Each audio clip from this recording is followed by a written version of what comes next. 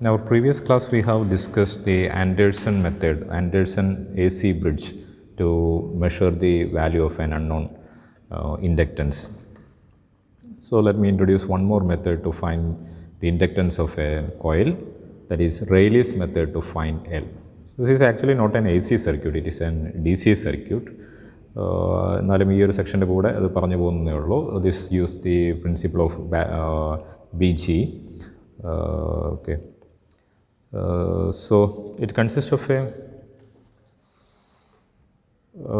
Wheatstone bridge like structure.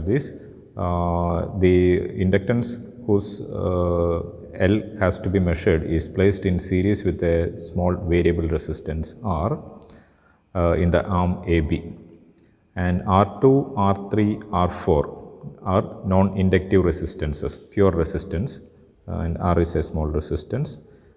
And we have three keys, K1 to include or exclude this small resistance, K2 to read the current in ballistic galvanometer, and K3 to close this circuit, to close the DC voltage E.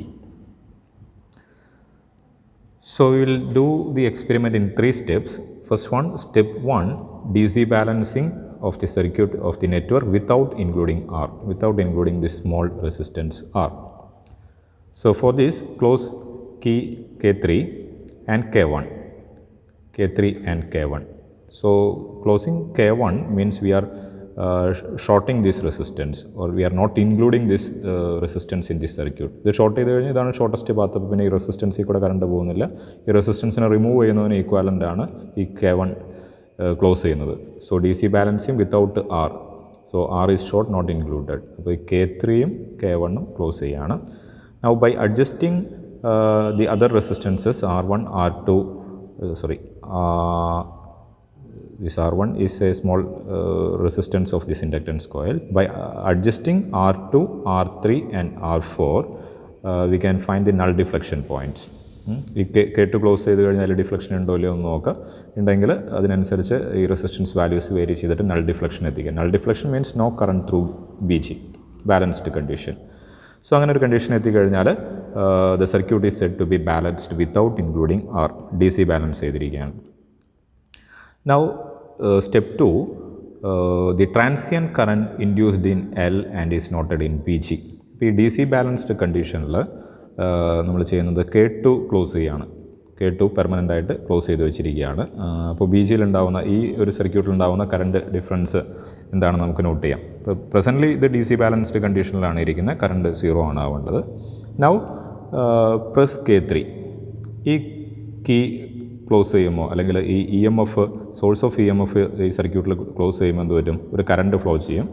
DC balance കണ്ടീഷനിലാണ്. അപ്പോൾ G കൂടെ current പോകേണ്ട കാര്യമില്ല. പക്ഷേ എന്തുണ്ടാവും? ഈ current 0യിൽ നിന്ന്, ഈ EMF സോഴ്സ് കൊടുക്കുന്ന കറണ്ട് 0യിൽ നിന്ന് മാക്സിമം വാല്യൂ I0യിലേക്ക് ഗ്രോ ചെയ്യുമ്പോൾ കറണ്ടിൽ ചേഞ്ച് വരും. അപ്പോൾ ഇൻഡക്റ്റൻസിൽ എന്തുണ്ടാവും? കറണ്ട് ചേഞ്ച് ചെയ്യുകയാണെങ്കിൽ ഒരു ബാക്ക് EMF ഉണ്ടാവും, ഇൻഡ്യൂസ്ഡ് EMF ഉണ്ടാവും. Induced EMF is given by LdI/dt. ഒരു അഡീഷണൽ EMF ഈ ആമിൽ, AB എന്ന് പറയുന്ന ആമിൽ ജനറേറ്റ് ചെയ്യുകയാണ്. ആ അഡീഷണൽ EMF ഇതിൻ്റെ ബാലൻസ് തെറ്റിക്കുകയാണ്, ഇൻഡ്യൂസ്ഡ് ബാലൻസ് തെറ്റിക്കും. അങ്ങനെയാണെങ്കിൽ ഈ BG വഴി ഒരു കറണ്ട് ഫ്ലോ ഉണ്ടാവും. ബാലൻസ്ഡ് കണ്ടീഷനിൽ ഒരു ഇൻഡ്യൂസ്ഡ് EMF കൂടെ വന്നു കഴിഞ്ഞാൽ അതിൻ്റെ ബാലൻസിങ് പോവും, ഒരു കറണ്ട് ഉണ്ടാവും. അതാണ് നമ്മൾ നോട്ട് ചെയ്യാൻ പോകുന്നത്. So press K3, current grows, induced EMF developed in the arm AB. This induced EMF is given by LdI/dt, sends a proportionate current in BG. I prime current ഇതിൽ കൂടെ പോവാണ്, ബാലൻസിങ് പോയത് കാരണം കൊണ്ട്. Now I prime current is dQ/dt, and that current is proportional to induced EMF. ഇവിടെ എത്രയാണ് induced EMF ഉണ്ടായി അതിന് പ്രൊപ്പോർഷണൽ ആയിട്ടുള്ള കറണ്ടാണ് ഇതിൽ പോവുക. So I prime is proportional to LdI/dt. Let me call that proportionality constant as A. So A LdI/dt. Now we can find the total charge that flows through this BG. Q is equal to, current 0യിൽ നിന്ന് I0 വരെയാണ് ചെയ്തത്. So Q is equal to integral I0 current dt, അല്ലേ?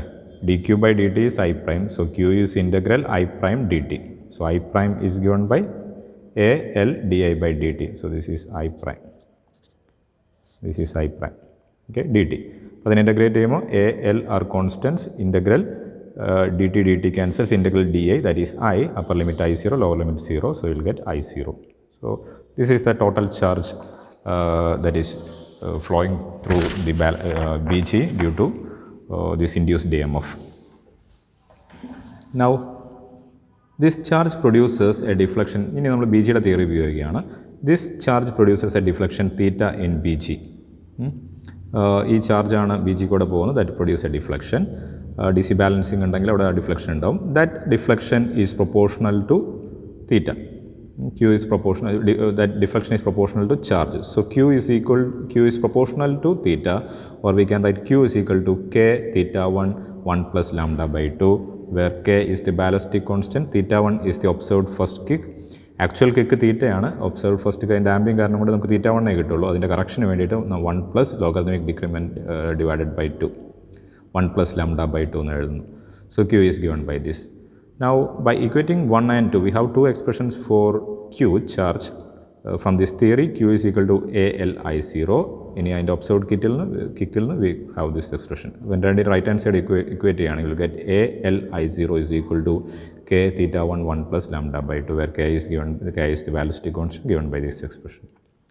Now step 3, we are going to make the DC imbalance by introducing R.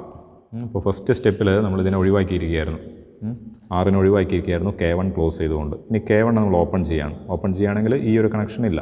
അപ്പോൾ എന്തുണ്ട്, ഈ small R ഈ ആമിൽ introduce ചെയ്യുകയാണ്. അപ്പോൾ ഓൾറെഡി സ്റ്റെപ്പ് 1 നമ്മൾ DC ബാലൻസ്ഡ് ആയിട്ടാണ് വെച്ചിരുന്നത്. ഈ ആറും കൂടെ വന്നു കഴിഞ്ഞാൽ ഡെഫിനറ്റ്ലി അത് ബാലൻസിങ് പോകരുത്. So K1 is open, that is R is introduced in the circuit. K3 is closed.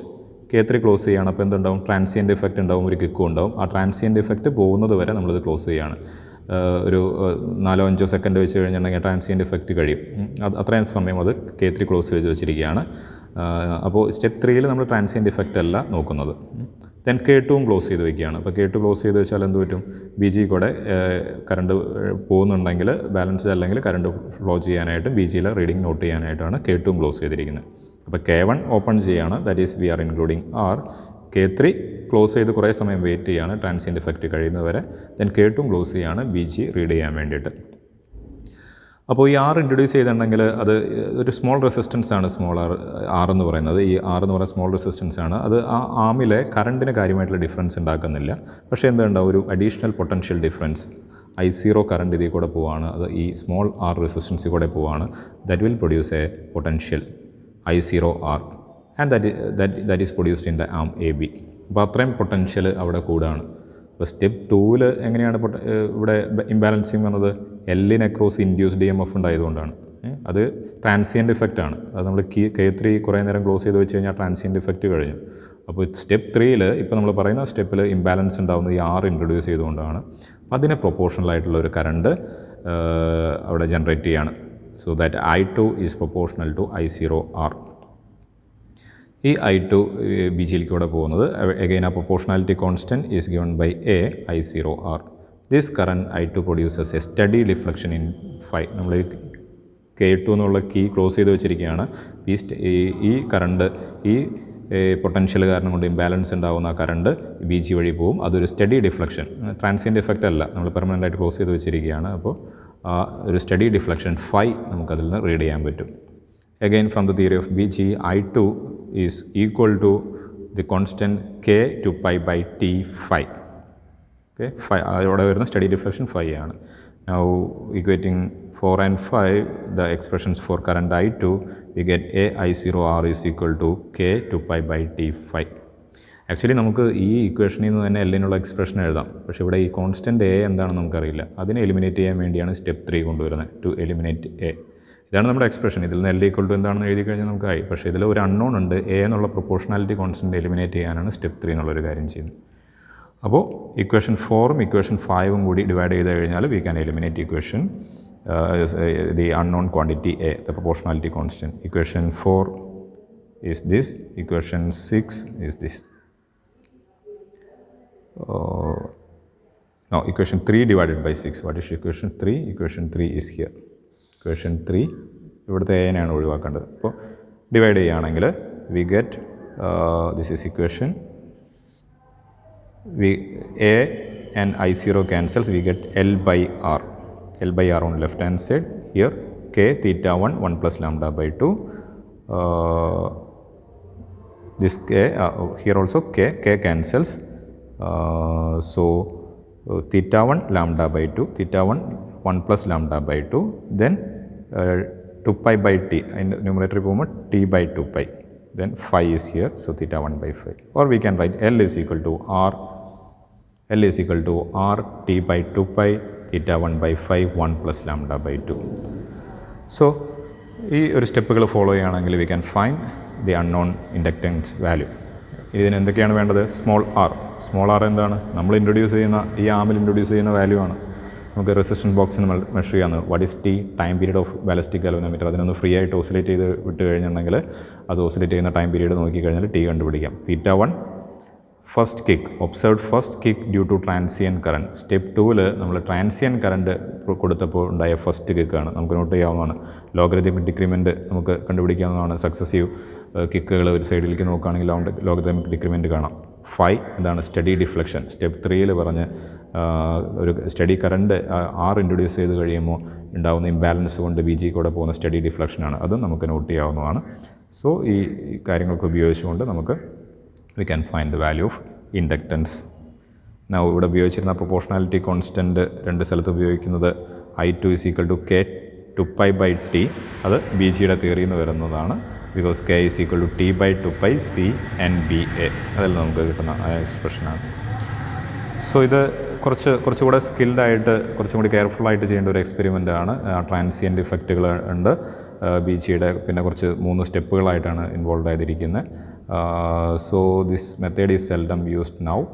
Anderson മെത്തേഡാണ് നമ്മൾ നേരത്തെ കണ്ട ആൻഡേഴ്സൺ മെത്തേഡാണ് വളരെ ഈസി ആയിട്ട് റെസിസ്റ്റൻസുകൾ വേരി ചെയ്തുകൊണ്ട് ഒരു സിംഗിൾ സ്റ്റെപ്പിൽ നമുക്ക് ഹെഡ്ഫോൺ ഉപയോഗിച്ചുകൊണ്ട് ആ മിനിമം പോയിൻ്റ് കണ്ടുപിടിക്കുകയും ആ റെസിസ്റ്റൻസ് വാല്യൂസിൻ്റെ ഉള്ളിൽ ബി ജി പോലുള്ള സൊഫിസ്റ്റിക്കേറ്റഡ് ആയിട്ടുള്ള സെൻസിറ്റീവ് ആയിട്ടുള്ള എക്യുപ്മെൻറ്റ്സ് ഉപയോഗിക്കാതെ വളരെ ഈസി ആയിട്ടൊരു ടേബിൾ ടോപ്പിൽ റെസിസ്റ്റൻറ്റ് ബോക്സുകളും ഒരു ഹെഡ്ഫോണും ഉപയോഗിച്ചുകൊണ്ട് കണ്ടുപിടിക്കാവുന്ന മെത്തേഡാണ് ആൻഡേഴ്സൺ മെത്തേഡ്. അപ്പോൾ ആൻഡേഴ്സൺ മെത്തേഡാണ് കൂടുതൽ ഉപയോഗിക്കുന്നത്. പക്ഷേ ഇത് അതിൻ്റെ ബി ജിയുടെ തിയറിയും അത് ഉപയോഗിച്ച് കാണാമെന്നുള്ളൊരു ഡെമോൺസ്ട്രേറ്റ് ചെയ്യുന്നൊരു എക്സ്പെരിമെൻറ്റാണ്.